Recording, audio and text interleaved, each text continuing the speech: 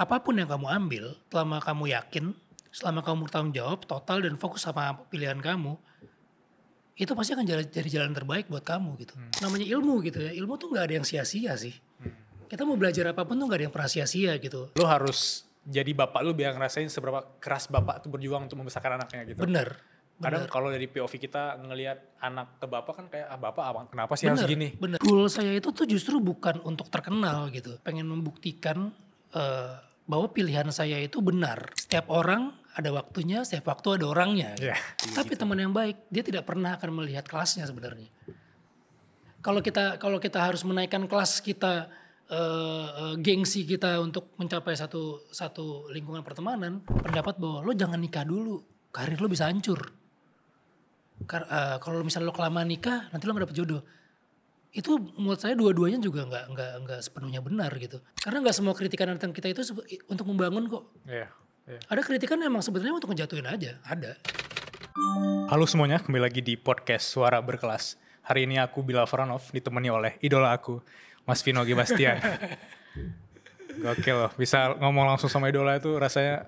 Saya juga seneng banget nih bisa diundang di sini nih. Iya. Soalnya biasanya yang diundang kan berkelas semua kan. Saya jadi agak deg-degan juga nih kesini nih. Kalau di atas berkelas apa ya? Berkelas gitu ya. Aku penasaran Mas Vino, karena mayoritas yang nonton podcast Suara Berkelas itu anak-anak 20-an. 20-an, gak jauh beda lah sama aku lah. Aku kan 21. Oh ya, keren 21 28. plus. Iya, 21 plus ya.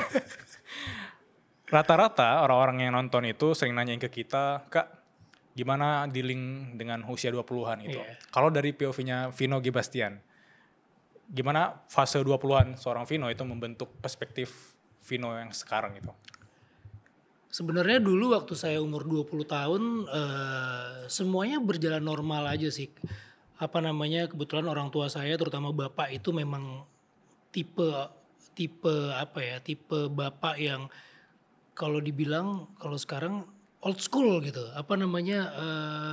pemikiran orang tua dulu yang kalau anak laki-laki harus kuliahnya teknik, dari SMA harus IPA misalnya teknik gitu, terus harus ya itu standarnya mereka tuh seperti itu. Padahal bapak saya juga sebetulnya punya darah seni yang besar karena dia seorang penulis juga, tapi edukasi buat dia itu penting banget. Jadi untuk masuk ke dunia entertainment ini saya itu harus nyelesain sekolah dulu. Jadi saya harus lulus kuliah dulu minimal S1 gitu. Tapi memang dari SMA, dari SMP saya memang udah senang sama musik. Jadi saya ngeband dan lain sebagainya. Pro kontra juga sama bapak saya, walaupun bapak saya akan yang memberikan alat-alat band itu gitu. Tapi begitu saya lulus, setelah semua yang orang tua saya mau, sekolah udah, ini udah. Terus saya karena dari musik itu saya akhirnya mendapatkan tawaran untuk main film. Nah, ini masa yang sebetulnya antara film selesai kuliah. Kebetulan pada saat kuliah itu saya udah sempat ngelamar beberapa pekerjaan dan sudah sempat kerja juga di salah satu pabrik pembuatan botol. Dapat tawaran untuk sekolah lagi untuk kerja di perminyakan, tapi juga harus sekolah lagi di New Zealand waktu itu. Jadi ini suatu pilihan yang pada saat itu tuh lumayan kusut sih, antara masih seneng ngeband musik, dapat tawaran film, tapi harus sekolah dulu. Dapat tawaran yang sebetulnya pada saat itu untuk anak-anak yang baru lulus. Kebetulan saya waktu itu kuliah teknik kimia dan itu sesuatu yang harus diambil karena itu enggak segampang itu, bisa bilang itu beruntung. Benar. Itu suatu keberuntungan. Saya bingung banget gitu. Akhirnya saya tanya sama bapak saya, sebetulnya gimana nih?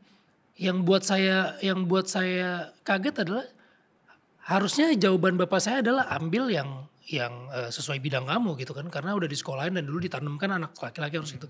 Tapi ternyata terserah kamu. Sekarang kamu udah selesai kuliah, yang menurut kamu penting, yang menurut kamu itu akan kamu jalanin, yang kamu pilih ya kamu harus itu bebas kamu pilih mana. Oh ternyata bapak saya tuh ternyata punya strategi ternyata untuk ngedidik anaknya tuh. Jadi bukan ketika dia harus anaknya sekolah teknik dia harus jadi seorang sarjana teknik insinyur yang bekerja di bidang yang sama. Enggak, justru malah dia terbuka banget gitu. Akhirnya sih loh kok bapak saya malah bebasin saya ya. Akhirnya saya pikir-pikir lagi dan kebetulan pada saat itu saya udah tanda tangan film kedua saya waktu itu, catatan akhir sekolah. 2000? Itu film keluar 2005, mungkin 2004, 2003 lah sekitar itu. Saya masih TK itu. Oh iya. Mau pamer. Yeah. Terus apa namanya? Di kontrak film itu ada tulisan ketika tidak bisa menyelesaikan kewajiban harus berurusan dengan hukum. Wah saya tambah panik lagi kan. Gimana nih? Sementara ada tawaran besar kalau saya milih itu pasti akan berhubungan dengan hukum gitu kan. Tapi bapak saya bilang apapun yang kamu ambil, selama kamu yakin, selama kamu bertanggung jawab total dan fokus sama pilihan kamu, itu pasti akan jadi jalan terbaik buat kamu gitu. Jangan dengerin orang lain, bahkan saya sekalipun gitu. Karena tugas saya sampai di sini bukan udah selesai, tapi sudah mengantarkan kamu ke sini, kamu yang punya masa depan gitu. Akhirnya dari ketakutan itu saya akhirnya tetap fokus di film. Nah, cuma saya pegang kata-kata bapak saya gitu.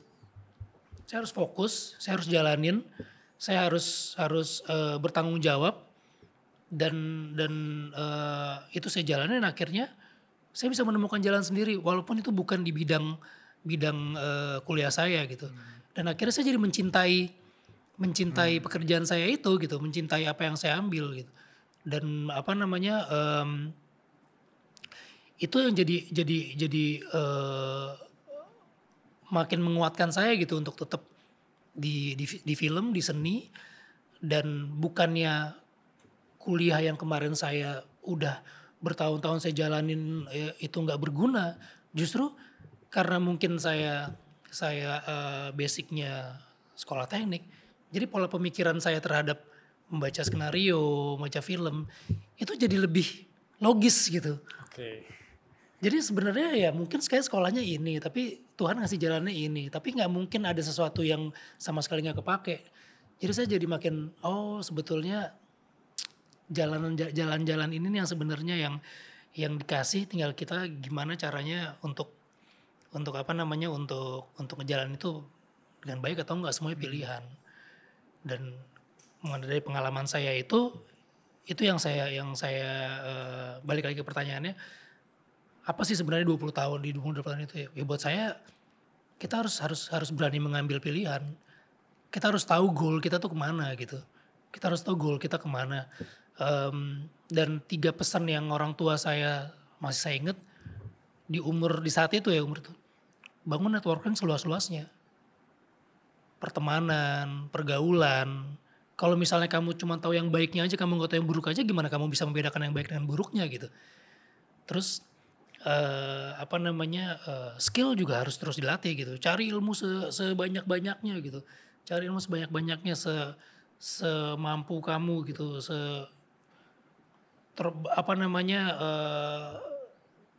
Break your limit gitu, maksudnya sampai sejauh mana kamu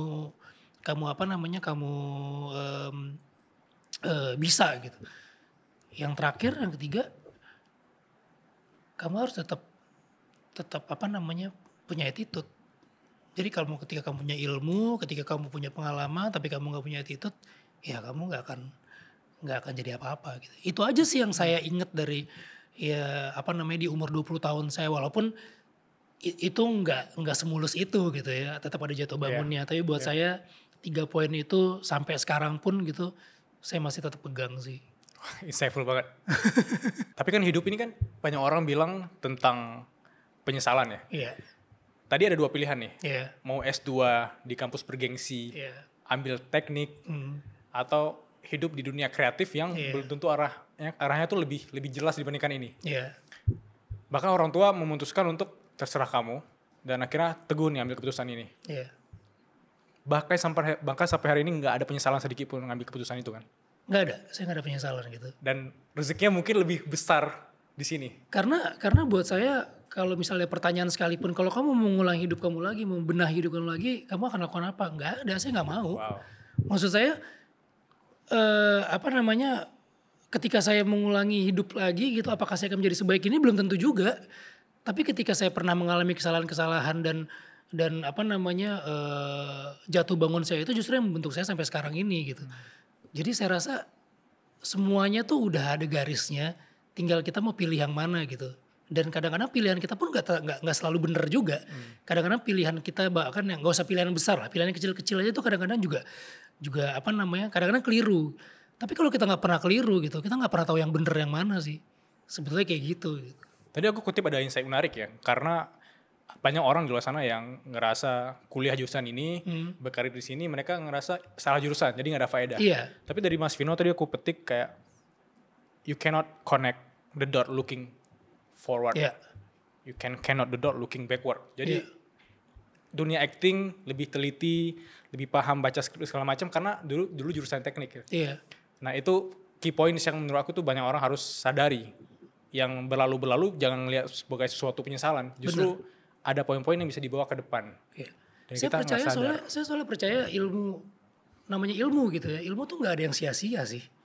Kita mau belajar apapun tuh nggak ada yang pernah sia-sia gitu. Tapi masalahnya kita sadar atau nggak sadar. Jujur ketika saya kita bilang salah jurusan, pada saat itu adalah pasti pikir gue udah kuliah sejauh ini, udah ngabisin duit orang tua gue segini, tapi gue masuknya ke sini, ke seni yang sementara setiap orang pada saat itu mungkin memandang sebelah mata terhadap seni, film mau jadi apa gitu, musik mau jadi apa gitu. Karena dulu sebetulnya pengennya sekolahnya sekolah desain, masuk IKJ tapi nggak dikasih, maunya tetap sekolah teknik. Tapi dari situ ketika kita bertemu dengan teman-teman aktor yang lainnya yang punya background pendidikan yang beda-beda, mereka punya cara berpikir yang berbeda juga dan itu semuanya sah-sah aja. Misalnya memang mereka sekolahnya memang benar-benar untuk teater, acting, cara membedah skripnya pun beda gitu dengan teman-teman yang lain dan termasuk saya yang misalnya dari teknik gitu. Nah justru itu yang memperkaya dari si aktor-aktor ini. Jadi si aktor ini punya karakter sendiri. Bagaimana dia cara membawakan karakternya karena dia punya background seperti ini gitu. Kalau saya karena teknik ya saya pasti pertama kali yang saya lihat adalah cerita ini logis atau enggak gitu. Masuk akal atau enggak gitu. Walaupun enggak semua cerita harus masuk akal untuk sebuah film. Tapi cara saya berpikir atau membawakan peran saya paling enggak harus logis. Itu enggak di set sih. Tapi karena kita udah setiap hari melakukan sesuatu yang harus pasti gitu, ilmu pasti, jadi harus kayak gini, kalau nggak mungkin kayak gini. Tapi menariknya di dunia film ini, orang-orangnya itu lebih fleksibel dan lebih menghargai pendapatnya gitu. Jadi misalnya ada teman-teman yang misalnya pendapat saya harusnya kayak gini. Itu nggak serta-merta kayak nggak bisa. Gue sekolah acting lebih lama dari lo nggak pernah sekolah acting, lo salah. Enggak, menariknya itu. Jadi team up-nya itu benar-benar terasa banget dan itu akhirnya saya menjadi bersyukur gitu. Oh ternyata saya besarnya dari pendidikan background yang ini ternyata saya bisa menyumbangkan juga nih. Gitu. Ya keren banget. Aku amazed sama pola pikirnya dan dari sisi masuk ke dunia kreatif, semakin sering main film, pasti mau gak mau kita bakal nge-gain fame. Rasain setiap orang ketemu Vino bakal minta foto dan lain-lain. Spotlight-nya ke Vino. Gimana bisa di-link sama ketenaran? Karena banyak orang yang bilang ketenaran itu adalah ujian. Tapi masih ada banyak orang yang lihat pengen tenar nih tanpa mikir value apa yang bisa kita kasih ke dunia. How you dealing with famous? Dulu saya waktu mengerjakan masuk ke film, termasuk ke musik, saya tuh goal saya itu tuh justru bukan untuk terkenal gitu. Tapi saya pengen pengen membuktikan bahwa pilihan saya itu benar. Jadi masalah terkenal atau tidak terkenal, apalagi film laku atau nggak laku itu udah nomor 2 banget. Karena begitu saya masuk ke film pertama kali, itu nggak semudah itu, Mas. Jadi saya nggak pernah sekolah acting. Begitu masuk pada tahun itu, film itu masih memang benar-benar. Dulu kita masih syutingnya pakai roll film gitu ya. Jadi pada saat itu semua bilang itu harganya mahal banget. Jadi latihannya harus benar-benar. Itu sampai saya jalan aja, disuruh acting coach saya untuk jalan aja, itu dikoreksinya berkali-kali gitu. Jalannya nggak bener, ininya nggak bener, itunya nggak bener gitu. Jadi buat saya pada saat itu nggak pernah kepikiran sekalipun untuk film itu akan terkenal, saya akan jadi terkenal. Orang baru masuk situ aja saya obstacle-nya tuh banyak banget gitu. Tapi dari situ tuh saya jadi lebih menghargai sih. Saya lebih menghargai bahwa nggak ada pekerjaan, nggak ada sesuatu yang mudah. Nggak ada yang instan gitu. Semuanya itu harus dibangun dari bawah, harus pelan-pelan. Jadi ketika saya berhasil di film pertama, selesai, saya lihat oke, begini ya. Terus di film kedua itu saya udah ngerasa pede banget karena di film kedua saya udah peran utama. Saya ajak bapak saya nonton. Jawaban bapak saya, ya kayak kamu harus lebih belajar lagi soal acting. Oh gitu. Sorry, bapak tapi aktor atau apa? Enggak, bapak tuh penulis. Wah. Bapak tuh penulis. Luar biasa. Penulis buku non fiksi, iya, novel atau? Iya, dia nulis Wiro Sableng. Dia yang nulis buku Wiro Sableng, beberapa film, beberapa buku lagi, dan dia juga menyadur dari beberapa buku luar gitu kan. Tapi memang saya nggak kepikiran soal seniman, jadi saya masuk ke film tuh nggak berasa bahwa saya punya turunan itu gitu. Jadi emang saya benar-benar seneng aja karena waktu kecil ayah saya tuh suka ngajak saya nonton film, sering nonton film-film cowboy, silat, gangster. Jadi itu yang mempengaruhi saya. Oh, saya seneng nonton film. Saya pengen jadi karakter itu, tapi saya nggak pengen jadi terkenal, nggak. Okay. Saya pengen ngerasain pengalaman itu, berganti-ganti peran. Sekarang bisa jadi penjahat, sekarang bisa jadi itu. Tapi begitu saya masukin ternyata nggak segampang itu. Nggak segampang itu, dan itu yang bikin saya jadi menghargai pekerjaan saya, dan akhirnya saya mencintai gitu. Dan saya suka lingkungannya sih. Jadi kalau misalnya kita capek banget nih, sampai ngerjain satu film tuh capek banget. Pulang pagi, kadang harus dikritik sutradara dan sebagainya. Tapi begitu film itu selesai, ada kerinduan di situ gitu. Ada kerinduan. Nah itu yang membuat saya tetap bertahan di situ gitu. Karena kalau kita ngelakuin sesuatu yang kita passionate banget, walaupun capek, sebulan kemudian, setahun kemudian itu bakal jadi memori yang keren. Nah iya. Bener. Dalam hal apapun, mau itu pekerjaan yang berat. Dan di sana tuh aku malah mikir satu hal ya. Fame itu kan sesuatu yang gak bisa kita kontrol. Oh iya. Itu hasil dari kita work, ada luck, fame. Iya. Dan waktu itu udah siap gak sama fame nih datang gitu? Atau kaget? Dulu begitu pertama kali saya bahkan belum sebelum film ya, saya pernah foto di satu majalah. Kebetulan saya waktu SMA tuh pecinta alam. Oke. Teman-temannya bisa dibilang begajulan, berandalan dalam tanda kutip gitu. Begitu saya ada di majalah, foto saya tuh dipasang di mading. Gokil. Mading itu setiap orang masuk tuh, itu lewat. Pada saat itu malunya luar biasa kan sebenarnya kan diomongin. Tapi buat saya cuek aja, karena buat saya nggak penting. Pada saat itu saya nggak penting saya ada di situ. Karena yang saya tuju pada waktu itu adalah saya bisa bekerja, saya bisa ngasilin duit sendiri, nggak minta uang jajan, saya bisa beli alat musik. Keren. Pada saat itu. Jadi saya nggak berpikir itu terkenal atau nggak terkenal gitu. Tapi begitu ada film pertama, film kedua, ada sesi promosi dan sebagainya, orang mulai banyak tahu kita gitu. Kadang tahu nama perannya tapi nggak tahu nama Vino, ini siapa. Pasti seneng, nggak mungkin nggak seneng orang-orang. Terus jadi suatu kebanggaan buat keluarga, buat teman-teman, buat saudara itu kebanggaan. Tapi di satu titik semakin kita besar, semakin banyak kan, semakin ruang gerak kita akan semakin sempit. Pastilah ada satu waktu yang kita bosan, atau bukan bosan sih, maksudnya terganggu gitu dengan, karena kita pengen sekali-sekali hidup normal gitu. Ada pasti terlintas itulah, nggak mungkin nggak terlintas itu. Iya, Tapi manusiawi. terus saya ketemu sama eh ibu dari idola saya Rano Karno. Waktu itu saya pernah main filmnya dia. Terus dia bilang, kita lagi cerita ngobrol-ngobrol gitu, dia bilang, kalau misalnya ada yang minta foto atau minta ini penggemar, kamu harus bersyukur. Dia bilang kamu harus bersyukur. Capek kan? Capek. Kadang-kadang sebel kan sebel. Tapi itu ada waktunya. Pasti ada waktunya. Setiap orang ada waktunya, setiap waktu ada orangnya. Iya. Pasti ada waktunya. Jadi selama kamu bisa ini, kamu nikmatin, kamu syukurin, dan kamu layanin gitu. Karena itu adalah hasil kerja keras kamu. Kalau misalnya kamu punya karya yang orang gak suka, gak ada yang minta foto sama kamu gitu. Iya. Akhirnya saya berpikir gitu, iya ya, kok jahat banget ya gue kalau misalnya tiba-tiba ada misalnya kita udah buat sebuah karya kita disukain dan orang berbondong-bondong nonton film kita minta foto, tapi kita acuh gitu. Padahal mereka datang kalau saya bisa di film, dia datang ke bioskop beli tiket, bahkan dia ada ongkos lagi. Nah dari situ saya belajar gitu. Jadi sebenarnya nggak semua hal yang saya lakuin ini murni dari saya, tapi saya bertemu orang-orang yang alhamdulillah membantu saya, memberi inspirasi yang luar biasa gitu.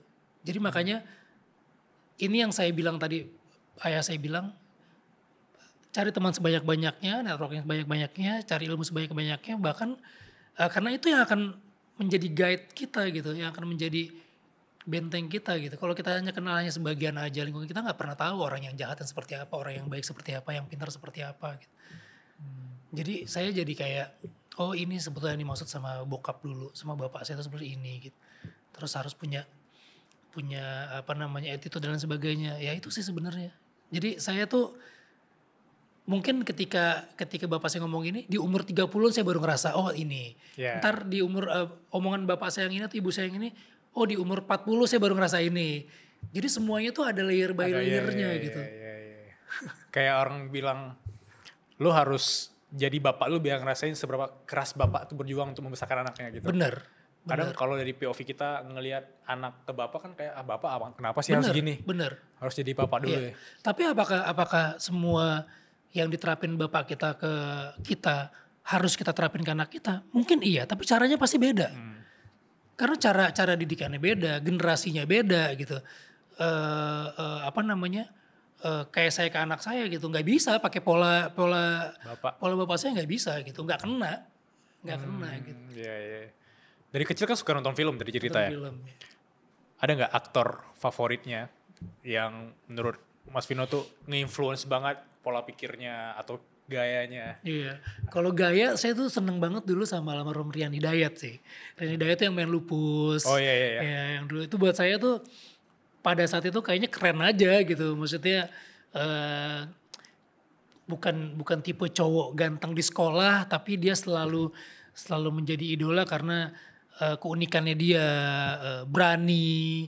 Terus ya pokoknya secara style saya suka dia gitu. Saya juga suka saya mengidolakan, bahkan saya menganggap almarhum Mas Didi Petet itu sebagai guru saya gitu, karena saya baru sekali bekerja sama dia, tapi justru kedekatan kami itu dibangun justru di luar syuting. Jadi kayak gimana caranya dia kan guru besar, dosen, soal acting dia udah nggak usah diragukan lagi, tapi cara dia men-treat lawan mainnya buat saya luar biasa, dan saya belajar dari dia gitu. Dia pernah bilang kalau kamu main bagus di film, kamu harus membuat lawan main kamu jauh lebih bagus. Kata-katanya segitu aja, tapi kalau kita bedah, oh ya berarti kita harus nggak boleh egois, kita harus membantu teman lawan main kita untuk main juga bagus gitu. Kalau kita cuma mau bagus sendiri ya film ini nggak jadi gitu. Kayak di lawakan gitu kan main di KI Reborn juga, jadi lempar jokes itu perlu ya. Iya. Lempar jokes, mancing terus biar teman juga lebih lucu. Aksi reaksinya itu harus benar gitu. Dari situ saya belajar bahwa ternyata untuk seorang sehebat itu aja masih sangat rendah hati gitu, masih mau ngomong sama aktor yang masih baru seperti saya gitu. Dan buat saya itu jadi buat pelajaran bagi saya gitu. Jadi makanya ketika mau belajar ya nggak harus sama yang senior, tapi yang junior juga ilmunya mungkin dia jauh lebih banyak. Mas Vino juga rendah hati, mau jauh-jauh datang ke Suara Berkelas. Oh enggak dong, saya mau karena saya udah ngantri. Oke. Sebelum kita masuk ke poin berikutnya, aku penasaran dari sisi pertemanan lah. Jadi mayoritas yang nonton Suara Berkelas juga sering bahas tentang pertemanan. Kan orang ngelihat untuk berteman dengan si A kita harus capai level A dulu biar sejajar. Kalau Mas Vino per hari ini ada nggak temen yang long lasting banget dari dulu sampai sekarang? Bahkan temen yang bukan karena dia aktor, tapi karena dia emang temen aku gitu. Ada nggak? Kadang kalau misalnya tadi pemikirannya untuk mencapai di pertemanan mereka kita harus naikin kelas dulu. Kadang seperti itu. Ada juga tapi teman yang baik dia tidak pernah akan melihat kelasnya sebenarnya. Kalau kita harus menaikkan kelas kita, gengsi kita untuk mencapai satu lingkungan pertemanan, baru bisa kita terima. Berarti itu bukan teman yang baik buat kita sebenarnya. Tapi kalau kita punya teman yang dia bisa merangkul semuanya, buat saya ini sebenarnya teman yang baik gitu sebetulnya. Tapi terkadang juga kita perlu tahu juga yang mana teman, yang mana yang lawan, dan kita belajar juga bukan hanya dari teman aja gitu. Kalau misalnya kayak karena dulu saya suka nonton film mafia, gangster, Don Corleone tuh siapa pernah ngomong kita harus dekat dengan teman. Tapi kita harus jauh lebih dekat dengan lawan kita gitu. Kita boleh dekat dengan teman, tapi kita harus lebih dekat dengan lawan mana. Biar apa? Biar kita tahu apa yang akan dilakukan. Apa yang akan dilakukan terhadap kita gitu. Buat saya ini mungkin fiktif, tapi di dunia sekarang ini mungkin aja gitu. Mungkin aja terjadi gitu. Dan pertemanan yang saya lakukan selama ini, alhamdulillah saya masuk dalam lingkungan yang cukup produktif gitu. Teman-teman saya dari kecil sampai sekarang kita masih berhubungan, kita masih bahkan keluarga dan istrinya menjadi satu keluarga besar buat kita gitu. Tapi nggak menjadikan itu sebagai tembok kita untuk tidak bergaul dengan teman-teman yang lain gitu. Buat saya pertemanan harus terus di-maintain, harus terus dijaga, harus terus dibangun. Karena kalau misalnya buat saya pribadi ya silaturahmi itu juga pembuka pintu rezeki gitu kan. Dan itu benar. Benar, setuju banget. Bahkan sekarang faktanya kita mau bekerja di industri apapun, pasti orang akan melihat coba gue masukin temen gue dulu. Karena apa? Karena kadang-kadang bukan masalah skill, tapi masalah kepercayaan. Yes. Percaya dulu gitu. Kalau lo percaya, nanti skill lo gue ajarin. Yang penting gue percaya dulu sama lo. Tapi lo jangan makan gue dari belakang ya misalnya gitu. Kan itu kan faktanya ya. Faktanya seperti itu gitu. Jadi memang semakin banyak kita pertemanan, semakin banyak ruang kita bergerak. Semakin banyak kalau saya di entertainment, ruang berkreasi kita lebih banyak gitu. Networking kita lebih banyak, link kita lebih banyak. Dan pasti itu membuka rezeki yang baru sih. Luar biasa. Gitu. Karena kalau kita fokus pada pertemanan doang bisa jadi kawan tadi potensial jadi lawan. Tapi kalau kita juga bisa melihat nih mana potensial yang lawan tadi, itu kita bisa lebih leluasa. Bener. Dalam konteks pertemanan. Maka kita harus tahu gitu. Kadang teman pun bisa menjadi lawan. Bener. Gitu. Tapi mana yang kita prioritas kita nih mana nih? Ketika misalnya memang untuk fokus kita bisnis gitu, profesional ya teman tuh nggak ada sebenarnya. Yeah. Karena harus profesional, harus bisnis. Tapi kalau misalnya kita punya hal yang lebih penting dari itu, oke, kalau gue berbisnis sama dia, pertemanan gue bisa hancur. Oke, lo mana yang pilih? Oke, lo berteman aja, lo nggak berbisnis sama dia. Semuanya pilihan sih sebenarnya. Ya, semua yang kita obrolin tadi pilihan hidup. Pilihan hidup, benar. Yeah. Dan jangan takut untuk ambil pilihan gitu. Kebayang sekarang, aduh gue takut ini, wah nggak bisa tuh. Yeah. Nah Mas Vino, kita kan udah riset nih, total film yang udah dimainkan. Kalau nggak salah ada 48 ya. Saya juga nggak ngitung. Ya biasanya orang keren emang nggak gitu. Enggak, bukan gitu emang. Udah kebanyakan. Dari 48 film itu ada nggak 1 atau 2 film yang atau karakter yang menurut Mas Vino tuh kayak lesson learn banget sehingga dibawa ke kehidupan nyata gitu? Ada nggak kalau boleh yang ingat sampai sekarang? Sebenarnya tiap film itu menggambarkan situasi, kemampuan, tantangan saya di masa itu gitu. Jadi kalau misalnya ngeliat film-film saya pasti dari awal pasti ada perkembangan yang oh ini mungkin main lebih bagus lagi, ini lebih bagus. Jadi saya nggak bisa milih secara spesifik atau membedakan antara film satu dengan film lain karena pertama tantangannya pasti beda-beda, karakternya beda-beda. Dan mungkin kalau misalnya saya nggak ambil film ini, saya nggak akan dapat nih film yang satunya lagi. Jadi buat saya semuanya itu punya tantangan dan pengalaman yang beda-beda. Tapi kalau misalnya misalnya ditanya apa yang mempengaruhi saya gitu. Yang pertama saya membuat film Wiro Sableng. Membuat film Wiro Sableng. Film karya ditulis sama bapak saya sendiri. Kenapa? Buat saya itu jadi satu berkesan banget. Dulu waktu bapak saya lagi benar-benar merintis Wiro Sableng, terus Wiro Sableng sempat dipasang di TV. Saking bangganya dia gitu, karena karyanya dia naik kelas, sampai mobil kita tuh sampai dipasangin Wiro Sableng, pakai stiker. Dan pada saat itu saya malu banget, karena teman-teman saya jadi, kalau bilang sekarang jadi ngebully atau bukan ngebully ya. Jadi bahan lelucon, bahan lawakan gitu. Wah, Wiro Sableng udah dijemput. Misalnya kalau pas mobil saya datang gitu, sampai saya harus ngumpet-ngumpet. Kalau misalkan biasanya ada hari-hari tertentu dijemput. Biasanya kita kalau enggak naik angkot gitu kan. Tapi kalau ada hari, biasanya kalau weekend dijemput. Itu sampai kita tuh sampai menghindar karena malu gitu. Pada saat itu tuh. Tapi begitu saya selesai dan masuk ke entertainment gitu, betapa banyaknya saya ketemu sama orang yang bangga banget dengan karya bapak saya itu gitu, yang terinspirasi, bahkan punya satu buku disewain di perpustakaan dia dan menghasilkan uang. Saya baru tahu sehebat dan sebesar itu karya beliau gitu. Dan buat saya jadi kayak anak yang gak tahu diri apa anak yang durhaka atau apa gitu ya. Kok dulu bisa segitunya gitu. Dan ketika ini mau dibuat film, orang-orang yang di sekeliling saya di dunia film itu bilang, kalau ini dibuat film, lu yang harus main. Kok gua? Karena gue baca bukunya dan gambaran yang ditulis sama bapak lo itu, sosoknya itu mirip banget sama lu. Wow. Sementara saya nggak pernah baca secara detail, tapi dulu kalau misalnya bapak saya nulis, saya diceritain.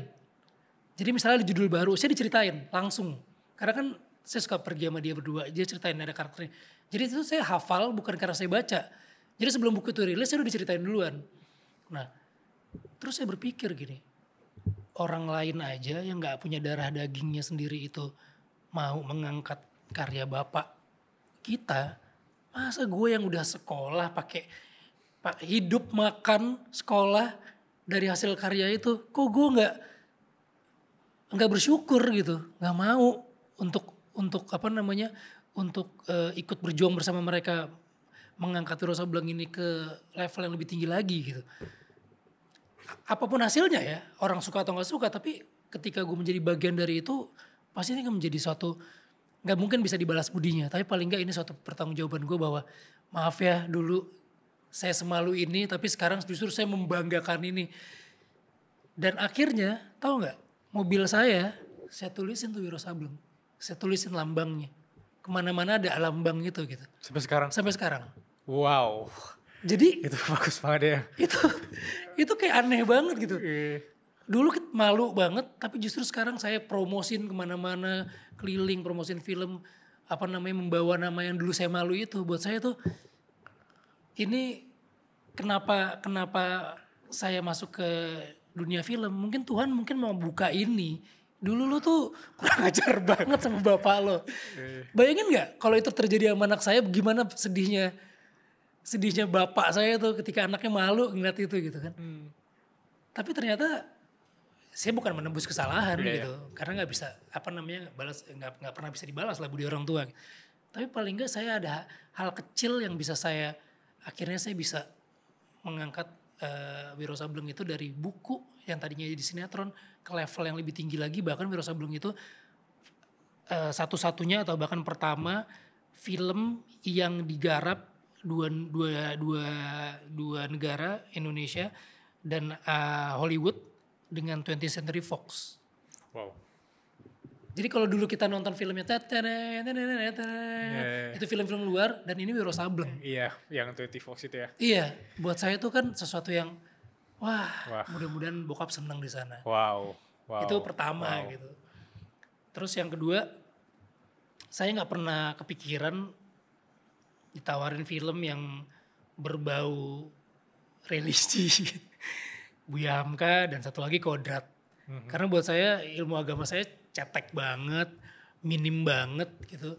Terus saya ditawarin film, ya pertama Buya Hamka gitu, saya nggak tahu Buya Hamka itu siapa. Ternyata Buya Hamka itu juga membaca buku bapak saya, buku Wiro Sableng. Karena bapak saya tuh membaca buku-buku beliau, karena mungkin sama-sama Minang ya. Iya. Pasti terinspirasi gitu. Tapi ada satu wawancara, anaknya diwawancara bahwa Buya Hamka itu juga membaca segala macam buku termasuk Wiro Sableng. Jadi kayak ada connect yang ajaib gitu. Iya. Dan saya baru tahu, waktu itu ibu saya masih ada, saya bilang saya mau bikin main film Buya Hamka. Dan ternyata ibu saya bilang dulu, kita manggilnya Mami. Mami itu, mualaf itu sama Buya Hamka gitu. Wow, aku merinding loh. Jadi aneh banget gitu. Jadi kayak, oh kamu filmnya dulu, bapak saya mengantarkan ibu saya ke belakang dulu rumahnya Buya Hamka itu di belakang Al-Azhar dan dimualafkan di situ gitu. Buat saya ini kok kayak aneh ya. Iya. Semuanya tuh jadi kayak ada bukan sesuatu yang kebetulan Kayak gitu. aku bilang tadi, connecting the dots looking backward. Yes. Ada hal-hal yang kita gak bisa kontrol di luar universe ini bekerja gitu. Bener. Dan saya nggak tahu sama sekali Buya Hamka apa. Saya tahunya karya-karya dia yang Tenggelamnya Kapal Van der Wijk dan lain sebagainya. Tapi begitu saya masuk ke situ, saya dikasih buku. Pertama bukunya sangat tipis banget. Mungkin paling tipis di antara karya beliau, judulnya Akhlakul Karimah. Ternyata memahami agama itu semudah itu, tapi tidak dimudah-mudahkan. Nah dari situlah ketika saya ditawarin satu film lagi, Kodrat, saya merasa Kodrat ini punya satu benang merah yang sama, yaitu tentang akhlak nih. Tentang akhlak gitu.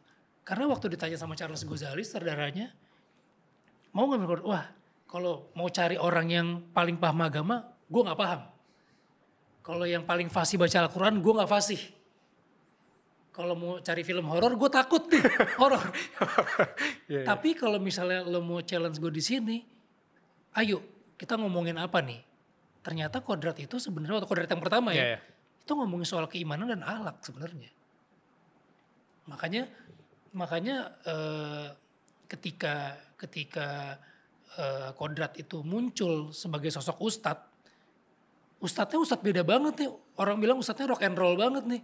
Ustadz pakai kacamata hitam, pakai jaket kulit, naik motor. Gimana nih? Ini nggak sosok ini. Tapi buat gue sah aja. Karena yang dinilai itu akhlaknya dia gitu. Kan Kodrat ini bukan nabi yang maksum, yang yang terbebas dari dosa gitu kan. Keimanan juga fluktuatif. Tapi paling nggak yang dibenerin oleh seorang Kodrat ini adalah akhlaknya dulu gitu. Dalamnya dulu. Dan buat saya, ayo kita buat. Dan ternyata semenarik itu gitu. Ada unsur actionnya, ada unsur religinya, ada horornya juga. Ya buat saya ini menarik banget. Iya. Menarik banget sih. Yang pertama kemarin tembus 1 juta penonton lebih 1,8, ya. 1,8. Wow. Dan kita gak pernah nyangka juga sih sebenarnya. Iya. Kayak gue bilang tadi, berarti hasil kerjanya itu outputnya dari dunia luar, berarti 1,8 juta orang yang appreciate itu gitu. Bener ya, makanya 1,8 itu mungkin nggak semuanya yang suka.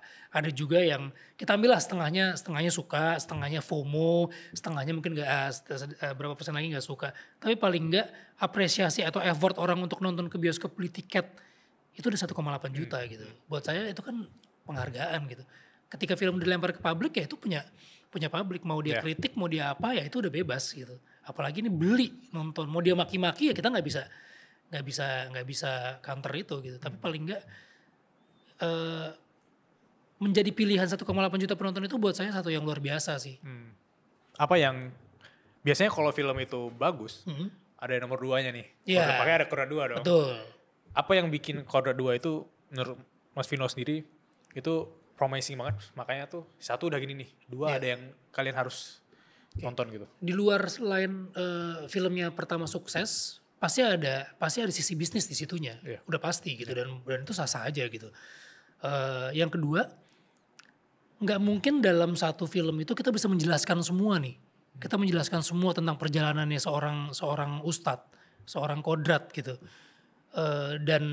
Dan waktu di pertama itu memang digambarkan bahwa kodrat ini adalah sosok ustadz yang punya karomah, bisa meruqyah orang, tapi dia juga manusia yang kadang-kadang imannya goyah. Nah, ketika imannya goyah itu dia mempertanyakan, kok saya udah berbuat kebaikan terhadap sesama manusia tapi anak saya meninggal gitu. Di keimanannya itu akhirnya bangkit, di akhir film bangkit gitu kan, bahwa ternyata ya memang ini ketika orang mau naik keimanannya ujiannya kan makin besar, semakin besar kayak naik kelas lah. Mau naik kelas pasti ujiannya akan lebih susah, akan lebih besar. Nah, ketika film pertama berakhir, ada satu yang mengganjal di ujung film itu, bahwa kemana istrinya? Istrinya kodrat itu kemana gitu. Hanya ada satu sosok foto yang hilang, yang kemana, dan dia mau mencari tahu kemana keberadaan istrinya. Nah, ini yang mau kita ceritakan di film kedua ini gitu. Sosok namanya Aziza yang diperanin oleh Acha Septriasa. Tapi dari kan tadi katanya kayak ini horor, tapi Mas Vino bukan cinta film horor ya? Saya bukan mencoba, saya suka film, cuman saya belum pernah syuting film horor. Oh gitu. Jadi waktu Kodrat ini adalah film horor pertama saya dulu. Tapi kan dari ceritanya tuh kayak tidak terlalu horor atau gimana sih? Iya, jadi memang horornya tuh dibangun dengan atmosfer dengan atmosfer yang bukan hanya penampakan jump scare setan gitu. Dan yang hampir mungkin sepanjang film Kodrat pertama itu tidak ada sosok setannya gitu. Tapi kengerian yang penonton rasain tuh karena atmosfernya benar-benar horor dan lain sebagainya. Cuman ketika salah satu alasan saya juga kenapa saya mau ngambil ini, pada tahun itu horor kita kan sedang berjaya banget gitu, sampai sekarang juga berjaya. Tapi hampir kebanyakan sosok ustadz pemuka agama itu justru dibantai oleh setannya. Jadi setannya lah yang menjadi peran utamanya gitu di setiap setan, di setiap filmnya. Poster-poster film setan kita berlomba-lomba menampakkan sosok yang paling serem, biar paling laku gitu. Nah, begitu Kodrat ini ustadznya yang ditonjolkan gitu. Biasanya ustadznya yang kalah, ini ustadz yang menang. Atau enggak biasanya ustadznya itu muncul di akhir film, karena kalau muncul di awal film ya udah filmnya selesai, setannya kalah. Tapi udah munculnya di akhir film, mati juga ustadznya. Nah, ini yang pengen kita coba putar balikin gitu. Kita pengen coba punya sisi yang beda dari film horor Indonesia, dan ternyata works. Dan ternyata orang suka dan orang kangen. Ini kan sebetulnya treatment film-film zaman dulu ya. Kalau dulu film zaman dulu kan ketika ada setan pasti panggil Pak Ustadz. Iya, benar. Baca-bacain hilang. Kalah gitu kan. Walaupun Ustadznya munculnya selalu di belakang gitu. Kenapa gak dari awal? Ustadz cameo terus emang? Oh iya, Ustadz cameo. Benar, Ustadz cameo. Dan biasanya jadi Ustadz itu aja gitu. Yang sosoknya paling Ustadz gitu. Sekarang mau dimunculin Ustadznya sebagai peran utamanya. Sepanjang film dia berjuang bukan cuma untuk mengalahkan iblis, tapi juga berjuang dalam diri sendiri untuk mengalahkan keimanan dia. Tapi pengennya Ustadznya enggak seperti sosok yang stereotype, yang pakai peci, pakai ini. Pengennya ya normal aja, karena tadi saya bilang kita mau jualannya akhlaknya dia nih. Gitu. Keren. Aku bakal nonton deh, karena aku bukan pecinta film horor, tapi kalau dari cerita gini aku ada sisi self improvementnya, melawan diri sendiri. Betul. Nanti kalau misalnya kita nonton film yang pertama, teman-teman yang sekarang udah ada di salah satu platform digital, nggak ada setannya. Oke. Berarti harus nonton pertama dulu baru kedua atau? Oh enggak. Kalau misalnya teman-teman mau nonton film pertama lebih bagus, tapi kalau misalnya teman-teman mau langsung nonton yang kedua enggak masalah juga.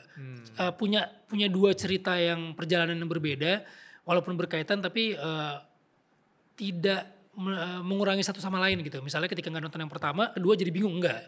Karena pasti akan ada flashbacknya, akan ada penjelasan dia di filmnya gitu. Oke. Ntar kita nonton Fis. Ya. Nonton bareng ya. Itu tanggal berapa Mas Vino? Kebetulan kita dapat tayang di Lebaran ya, kemenangan Kodrat dibarengin dengan kemenangan umat Islam setelah Ramadan. Masuk gitu. Ya, Lebaran. Oke. Teman-teman kita harus nonton nanti Lebaran. Amin, terima kasih. Oke. Mas Vino, kita ada 3 pertanyaan nih dari teman-teman saudara kelas. Jangan susah ya. Ini biasanya pertanyaannya simpel-simpel.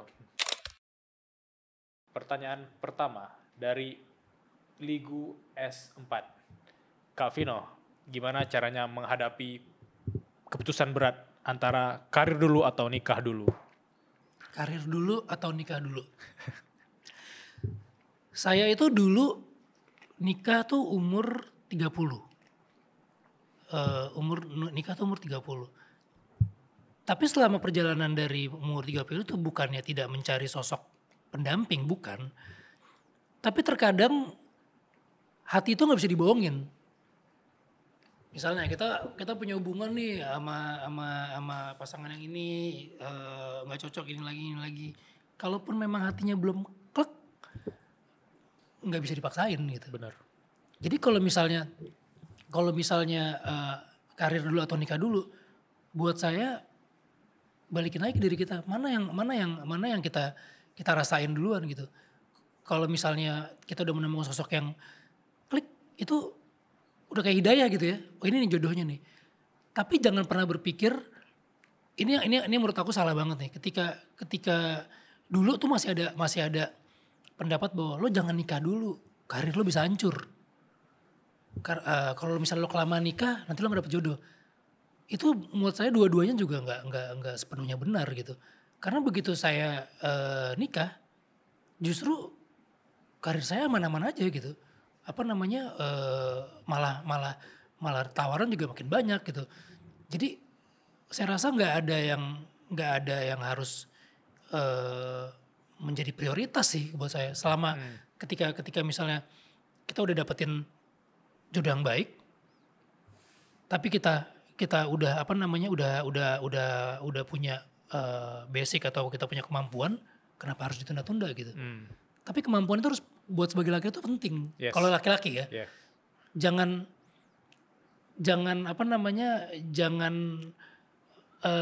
mencari terus kita punya pasangan, baru kita pusing harus ngapain gitu.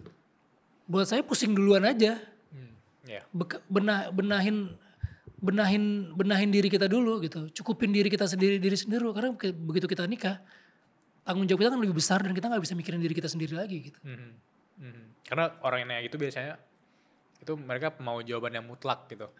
Mau jawaban yang mutlak berarti jawaban yang membawa dia ke kenyamanan. Nikah dulu atau karir dulu nih. Padahal nggak ada, kalau dari sisi nggak ada jawaban yang benar-benar mutlak. Lo kalau bisa jalan, ada ups and down-nya, ada resiko-resikonya. Karena kan tiap orang punya permasalahan sendiri-sendiri, punya ini sendiri-sendiri. Kalau oke, sekarang nikah duluan apa karir duluan? Oke, saya yang milih nih, karir duluan. Terus apakah dengan karir terus dia bisa berjalan dengan baik juga gitu? Apakah akan mulus juga? Enggak juga gitu. Mau nikah dulu apakah rumah tangganya akan baik? Enggak juga. Semuanya memang harus berjalan gitu. Kehidupan. Iya sih. Kehidupan. Mungkin gitu kali ya. Saya nggak punya jawaban yang mutlak tuh. Orang biasanya berharap mutlak, tapi menurut aku juga kalau ditanya hal yang sama nggak bisa jawaban yang mutlak. Iya. Dan itu kan POV kita, dia nanya kan POV kita. Iya benar. Oke, kita masuk ke pertanyaan kedua. Dari Paton _ Bro Vino, gimana caranya melawan rasa malas-malasan? Ini kalau Mas Vino tahu, kita ada platform sekelas yang dimana podcastnya suara berkelas. Jadi sekelas itu yaitu sekolah kelompok malas. Jadi siapapun yang malas harus follow kita. Dan punya ambisi besar ya. Malas boleh tapi ambisi besar. Saya juga suka males lagi anaknya. Follow sekelas berarti enggak ya? Gimana dia pertanyaannya biar melawan malas nih. Melawan malas. Kalau kamu malas, kalau kamu pengen menentukan pilihan kamu jadi orang pemalas, kamu jangan terlalu banyak tuntutan juga. Kamu jangan terlalu banyak mimpi juga. Kamu jangan terlalu banyak cita-cita juga. Itu aja buat orang malas gitu. Kalau kamu malas, mager, ya kamu jangan berharap sesuatu yang besar juga untuk hidup kamu gitu. Misalnya kamu malas nih. Ini minum. Aduh, malas banget ambil. Kamu jangan berharap aus kamu akan hilang gitu. Jangan pernah mendapatkan rezeki kamu akan turun juga gitu. Karena terkadang kemampuan kita nih mentok segini nih. Kemampuan kita, kapasitas kita mentok segini. Tapi karena kita berusaha, Karena kita berusaha, Tuhan nambahin lagi panjangannya segini nih. Yeah. Jadi apa namanya, buat teman-teman yang melawan ingin melawan rasa malasnya, pikirin yang simpel-simpel aja gitu. Kamu malas ngapain? Ya udah, kamu jangan berharap kamu akan mendapat sesuatu yang lebih baik dari kemalasan kamu itu gitu. Kamu pengen pinter, kamu malas belajar, jangan berharap kamu akan lulus ujian dengan gampang gitu. Kamu malas ibadah gitu, jangan punya cita-cita kamu akan masuk surga segampang itu gitu. Kamu pengen dapat rezeki banyak tapi kamu malas mager gitu ya. Kamu nggak usah berharap kamu punya teman-teman yang networking yang banyak yang akan ngasih kamu kerjaan kalau kamu cuma diem di rumah doang gitu. Kayak orang mikir bahwa doa ada usaha ya doa doang udah cukup gitu ya. Iya. Doa doang, doa terus gitu, tapi nggak ada usahanya, doa terus ya nggak dapet. Tapi usaha terus tapi nggak ada doanya juga. Kayak ada yang kurang gitu ya. Iya, pokoknya ya nggak apa-apa kalau mau males itu pilihan kamu. Tapi kamu jangan berharapkan sesuatu yang besar akan dapat dari kamu gitu. Nggak ada tuh, nggak ada sesuatu yang instan itu. Oh iya. Nggak ada di dunia ini sesuatu yang instan tuh nggak ada. Tapi mindset anak-anak 20-an yang sering nonton podcast ini juga sering cerita kalau mereka tuh pengen ngelakuin sesuatu dengan less effort dan hasil yang luar biasa. Yeah. Hasil luar biasa, kalau bisa ngelakuin apapun tuh hasilnya dulu instan. Nah itu yang harus kita balik. Sama kayak misalnya ada orang punya pikiran kayak kita harus melakukan sesuatu yang out of the box. Kita harus melakukan sesuatu yang di luar biar orang bisa ngeliat ini itu, biar ini pembuktian buat siapa gitu. Kalau misalnya kita punya satu kenyamanan atau kita punya suatu potensi di satu bidang yang nggak harus yang kita yakinin gitu, nggak apa-apa jalanin di situ, di box kalian pun juga nggak apa-apa gitu. Kita nggak perlu membuktikan kepada orang lain kita bisa A B C, enggak kok. Kita dengan satu kemampuan kita aja kita lakuin itu terus menerus dan kita berhasil, itu buat saya itu suatu prestasi. Kan kadang-kadang orang lo harus lakuin yang out of the box biar nanti lo membuktikan untuk siapa gitu. Kita jadi sibuk membuktikan diri kita kepada orang lain, tapi buat diri kita sendiri kita nggak membuktikan apa-apa gitu. Sama kayak semakin kita dewasa kita harus tahu nih mana kritikan yang membangun, mana kritikan memang untuk menjatuhkan, mana omongan teman atau apapun yang benar-benar bisa kita ambil pelajaran, atau mana harusnya kita nggak usah dengerin gitu. Karena nggak semua kritikan tentang kita itu untuk membangun kok. Ada kritikan emang sebenarnya untuk ngejatuhin aja, ada ya. Nah makanya kita harus pinter-pinter tuh di situ tuh. Kayak tadi konteks lawan dan kawan ya. Iya, tapi semuanya harus kita tanggapin dengan elegan, harus cool gitu.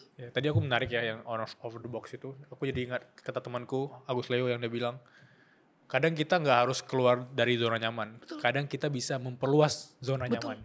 Betul. Kita nggak perlu kan kadang-kadang buat seorang misalnya seniman misalnya apa gitu. Saya konteksnya di yang lingkungan saya tahu. Lo udah terlalu nyaman bro di zona lo nih. Lo harus keluar biar lo bisa ini. Keluar sebentar untuk memantau kita dari luar boleh, bagus. Biar kita nggak merasa egois. Kita keluar sebentar untuk melihat diri kita sebetulnya sudah sejauh mana gitu. Tapi kalau kita memaksakan diri kita keluar dari zona aman dan nyaman kita hanya untuk membuktikan kepada orang lain, ngapain? Ngapain gitu? Hidup ini singkat. Ketika lo produktif di zona aman dan nyaman lo dan lo bisa menularkan itu ke orang banyak, memberikan misalnya lo punya satu perusahaan itu zona aman dan zona nyaman lo, tapi lo bisa membuka lapangan pekerjaan lebih luas lagi. Kenapa enggak? Itu kan zona aman dan zona nyaman lo kan. Lo nggak nggak mencampuri zona orang lain yang katanya kita harus keluar biar kita terlihat lebih cerdas, kita terlihat lebih pintar, tapi sebenarnya menghancurkan diri kita sendiri gitu. Setuju banget. Setuju. Gitu kalau misalnya kita expert di bidang ini, kan nggak mungkin semua manusia expert di banyak bidang kan. Ketika kita expert di satu bidang, ya kita jalanin itu zona aman dan nyaman kita. Tapi gimana caranya kita ngembangin itu biar nggak stuck di level itu. Kita luasin lagi pengalaman kita inilah kita belajar lagi biar zona aman dan nyaman kita itu membawa keberkahan untuk orang lain masuk ke zona aman nyaman kita. Akhirnya jadi nyaman semua, jadi ini. Wah, insightful. Itu sih. Pertanyaan ketiga dari Puput Ernawati. Kak Vino, boleh tahu nggak pencapaian apa yang belum tercapai dan ingin segera dicapai? Pencapaian apa yang pengen tapi belum tercapai apa ya?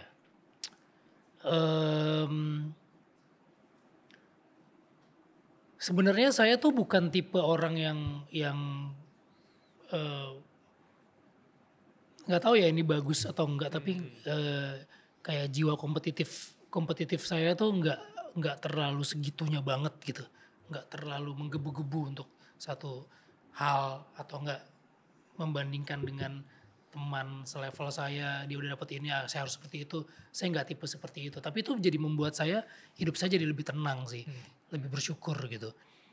Kalau misalnya